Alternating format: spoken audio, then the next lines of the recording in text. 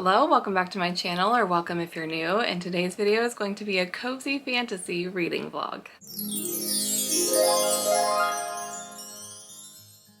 I have several different books that I want to get through for this series. We have some middle grade graphic novels, we have a couple YA, and we have an adult, all cozy fantasy vibes. I actually started already and finished the Tea Dragon series, so we'll get into that in just a minute, but we have the Tea Dragon Society, Tea Dragon Festival, and Tea Dragon Tapestry, all written and illustrated by Katie O'Neill. So like I said, I've already finished all three of these. We'll talk about that in just a second. But don't worry, I have three more books that I'm still going to be reading along with you, and I'll be doing more check-ins this time, I promise. We have The Last Unicorn by Peter S. Beagle. We have The Phantom Tollbooth by Norton Juster. And we have Legends Lattes by Travis Baldry. I'll get into like the synopsis for each of these after I've kind of started reading them. But like I said, I started this off with the Tea Dragon series. The reason that I've already completed this before I've even told you about it is that this was part of the Let's Get Graphic 24-hour readathon. So this started on March 1st. Today's March 2nd, and I finished up the third one this morning. Read these two last night. Gwen Kinsinger is the host for the 24-hour graphic readathon, along with Keisha from A Books Like You and Hope from Hope on the Coast. So they had reading sprints last night and then again this morning, and so that's where I did the majority of my reading for these. So let's talk about them. The first one in the series is the Tea Dragon Society. These are all three middle grade graphic novels, and first of all, the illustrations are absolutely beautiful for all three of these. Like, the illustrations will not let you down. These are all definitely cozy fantasy vibes. I think the author actually refers to them as like a gentle fantasy. These are great for children, but I do think that there is some enjoyment to be had for adults of any age reading this cute little series as well. I did have a little bit of an issue with the first one. I gave this one a 3.5 stars because like I said, it is a very cute story. I had some problems with like just wanting a little bit more of the story.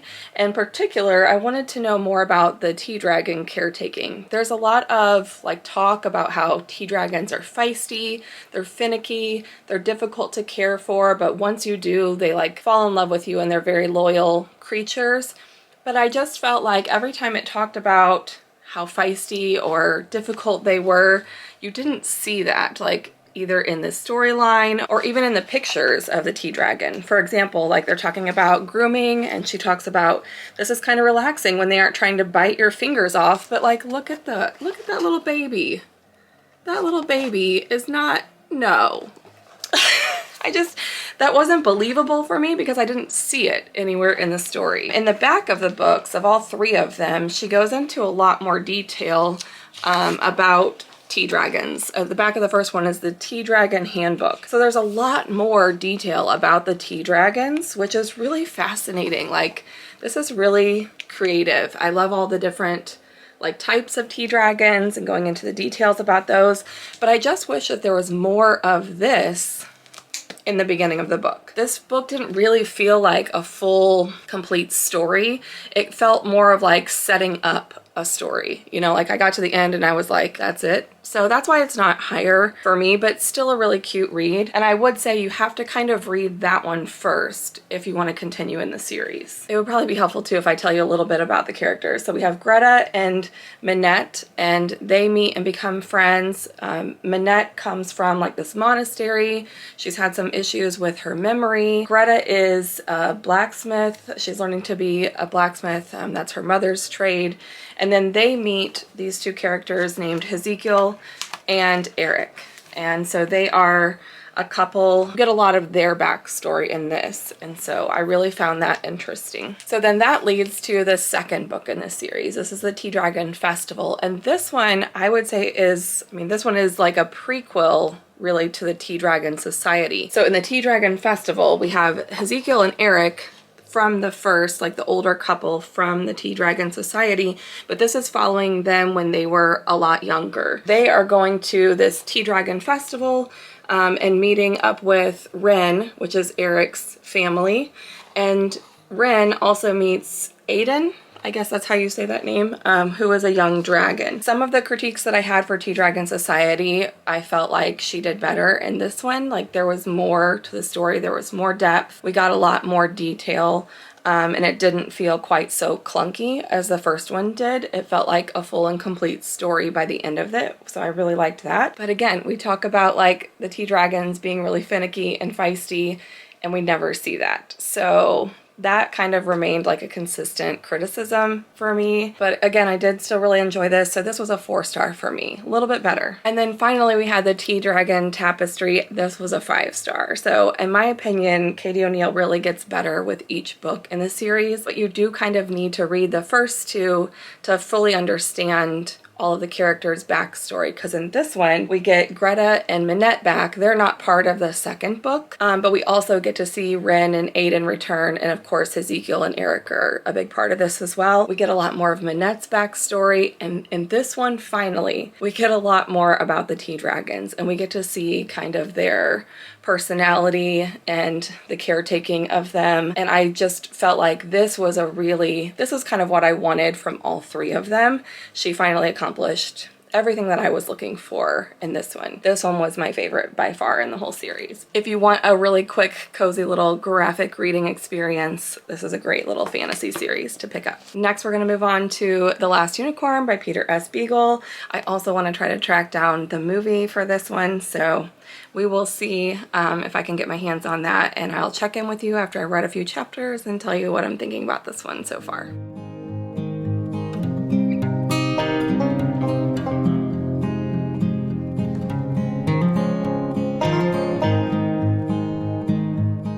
I am 3 chapters into The Last Unicorn, and I don't know if this is really cozy fantasy. It's just that the tone of this is very dark, very like melancholy, which I actually am really enjoying. If I think about like all the movies that I loved as a child that had like the fantasy element to it, The Labyrinth, The Last Unicorn, Nightmare Before Christmas is still like one of my probably top 5 favorite movies of all time. I liked all the dark things when I was a kid, so kind of makes sense. I had to move because the sun was like super bright over there. Anyway, I am enjoying this so far. It did take me a little bit to get into the writing. So the writing style, it's not the easiest to read. It's not the smoothest. I do think like if I hadn't already seen the movie and known what this plot was, I might have felt a little bit lost at times. I don't think I've said the plot of this book yet either. I know I talked about it a little bit in my March TBR, but this is following a unicorn who lives in the magical forest, and there are 2 hunters that come by, and she hides from humans, but she does listen to them. And so she overhears these hunters talking about, like, the one is getting the feeling of like there's something wrong with these woods. I think there might be a unicorn that lives in these woods. And the other hunter's like, don't be silly, like there are no more unicorns. They're all gone. There's a little more to it than that, but that's the gist of it. And so after they leave, then she's like, what do you mean? Like, I'm the last unicorn. How could I be the last one?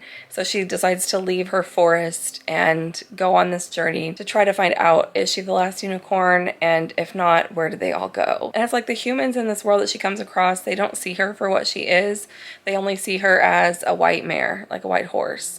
And so there's a lot of like hidden messages to this. I'll talk more about it at the end and what I feel for this. I don't know if this is going to be like a 5-star read for me, but the nostalgia for reading this is like a level 10. We're going on a little date night tonight, so I'll catch up with you probably tomorrow. It is a few days later and I have finished reading The Last Unicorn. This was not my favorite book. And I have to say, like, I definitely think that I enjoy the movie more than the book. This is one of those rare instances where that's just going to be the case for me. I actually almost DNF'd this book, and the only thing that I think carried me through is that I did love the movie so much, and so I just really wanted to be able to finish this. It's going to end up being like a 2.5 star for me. I did really enjoy a lot of the characters. I love the unicorn. She is very sassy and kind of has this kind of arrogance to her. She feels like she is better than humans. I mean, she's a unicorn, duh, so of course she is. I loved Molly. Molly is my favorite character. She is this woman that the unicorn meets on the way to King Hagrid's castle, who is just kind of beaten down by life. Like, she's kind of been through it. She has sort of like a weathered appearance. She's kind of rough around the edges in the way that she talks to people and her interactions with others. She doesn't want to put up with anybody's nonsense, you know, but she also clearly has a really good heart. So I really loved Molly's character. And Schmendrick, the goofy magician, I liked him okay. He was, I think, better and more entertaining in the movie again than in the book. I will say that, like, at the end of this, I found out that Peter S. Beagle also wrote the screenplay for the movie. So I don't know, I just feel like that was more effective for me than this book was. For me, it's mostly just the writing. Like, the writing style was not vibing for me. It was so hard for me to get into this because I did not like the way that it was written. One thing I will say is that there are a few short little poems in this, like little songs that they sing that are in the form of poetry, and I actually had the thought, like, you know how The Raven is just this really long story told through a poem? I almost wish that this had been a poem like The Raven. It almost has that like dark, melancholy tone to this, and I definitely think that this would have been really interesting had this been a poem instead of a YA novel. Anyway, that's just my take on it. 2.5 stars for me. Glad to say that I've read the book. I will never probably pick this up again. I also started The Phantom Tollbooth by Norton Jester, and I am loving this so far. I'm a few chapters into this at this point, and this is just such a cute, really silly type of novel, but I feel like this is the type of like middle grade book that on the surface level, there's a very silly story here of Milo journeying through this weird land and all of these bizarre characters that say and do weird things. That's kind of how I think that kids would read this and take this, but I think reading this as an adult, you can get a lot more from this. My favorite part so far is when Milo is in this strange land, having gone through this phantom toll booth, which is like a package that gets mysteriously delivered to his house, and he builds it and it transports him to this strange land. He's driving along in this little car, just kind of trying to figure out where he's at, and he does that thing that I think we've all done at times where, especially like when you're driving and your brain just kind of wanders off, and then all of a sudden you're driving and you're like, how did I even get here? I don't even remember driving for like the past 10 minutes. My brain has been somewhere else. I don't even know where it was. Or just kind of how we kind of get into that daydreamy type of state. Milo finds himself in this place called the Doldrums, which is a place that you get to when your brain stops thinking, and his car stopped working and he broke down, and that's where he meets Talk, the watchdog, which becomes his like sidekick throughout the rest of the journey. And the way that Milo ends up getting out of the Doldrums is that he has to start thinking and using his brain again, and then his car starts working and he's able to go again. So it's kind of like that metaphor, that analogy of just how we sometimes are just find ourselves coasting through life, just getting through the doldrums, so to speak, like getting through the day-to-day. There's a lot of like puns and wordplay, and I'm just really enjoying it. So I'm gonna go ahead and finish this because it probably won't take me very much longer, and I'll tell you my final thoughts about this at the end.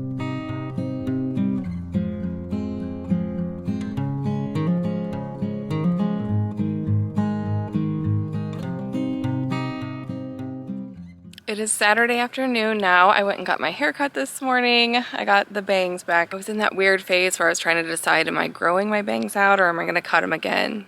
And I decided to cut them again. I came outside to update you guys even though it's a little bit chilly. I literally just came out to film this clip and talk about some books with you.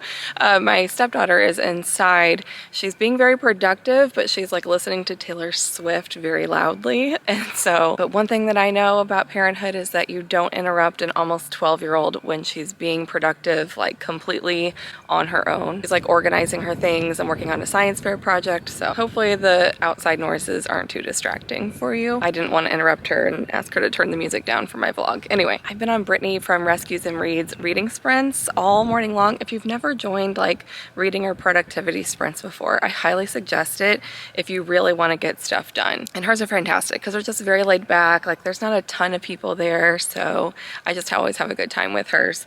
Anyway, so I was able to accomplish quite a lot. I got the house cleaned and I finished reading The Phantom Tollbooth. This is so cute, you guys. Basically, Milo is this lonely little boy, doesn't really seem to care for much in life at the beginning of the story, and he gets this phantom toll booth delivered out of nowhere to him.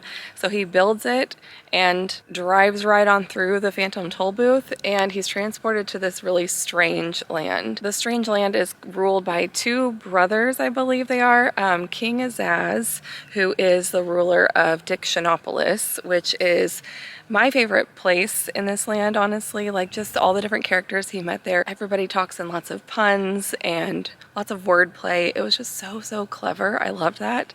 And then he travels through some other parts of the land on his way to Digitopolis, which is ruled by the other brother, the math magician, which is all like numbers and math. And I will say I cared for that part of the story just a little bit less. Maybe it's because I'm not like a math girl.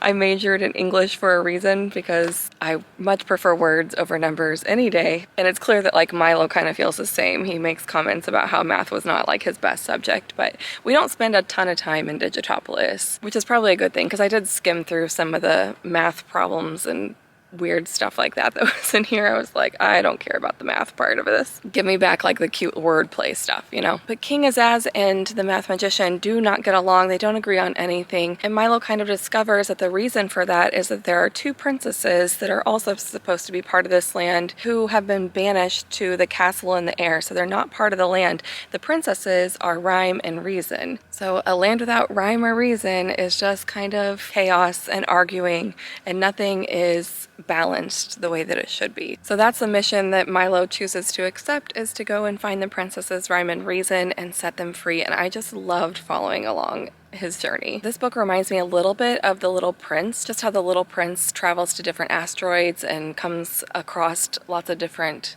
characters with some bizarre, like quirky mannerisms and different things about them, and he learns a little bit from each person that he interacts with. Also a little bit like Alice in Wonderland too, just with a kind of like really bizarre land and things aren't always what they seem kind of thing. So I thought this was really cute. I'm giving it 4.5 stars. Not a perfect 5-star because two things. I didn't care for like the Digitopolis part of it as much with the math. I just didn't think that that like hit as well as everything else did in the book. And the princess Rhyme, I feel like it was a missed opportunity. Like she should have made everything that she said rhyme, or like she rhymes with, you know, what the person said before she speaks says. Does that make sense? Like she should have been rhyming.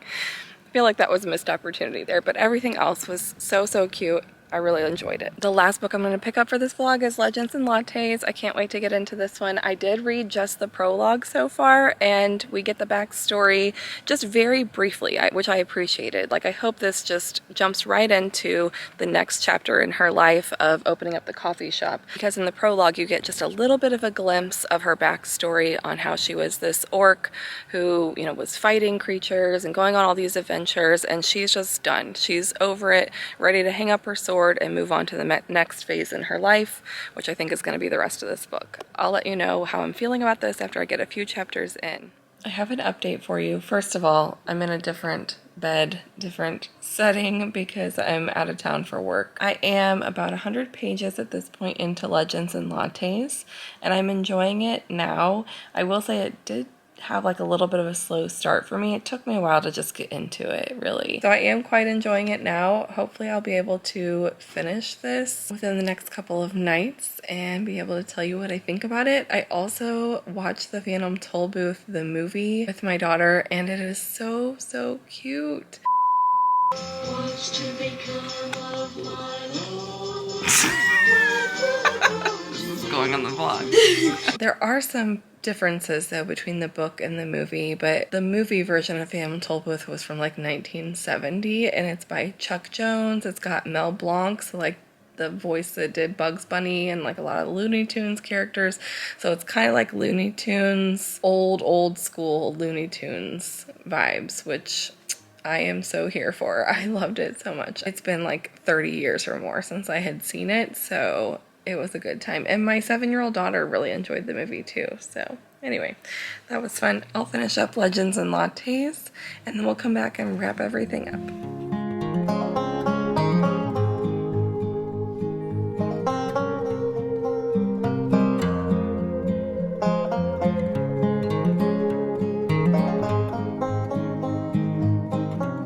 A couple days later now, and I finished reading Legends and Lattes, and this is a 5-star read, you guys. This is so cute, so cozy. But listen, I will say that every time I have heard this book talked about, people just say like, oh, it's just about an orc who opens a coffee shop.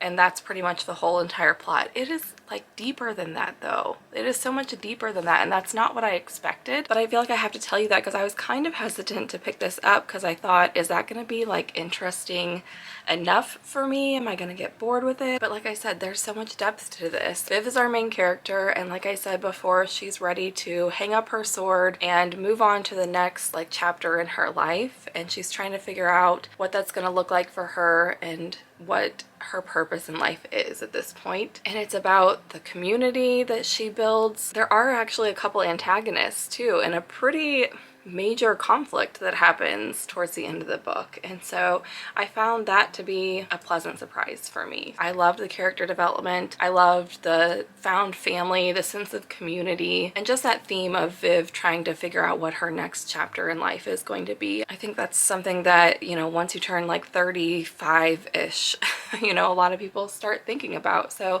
it's a really great theme. I really enjoyed this book.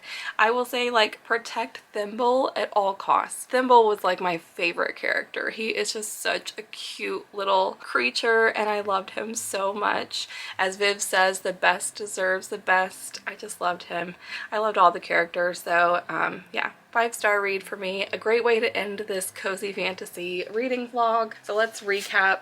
We had The Last Unicorn, which wasn't quite as successful for me, like a 2.5, I think is what I gave that.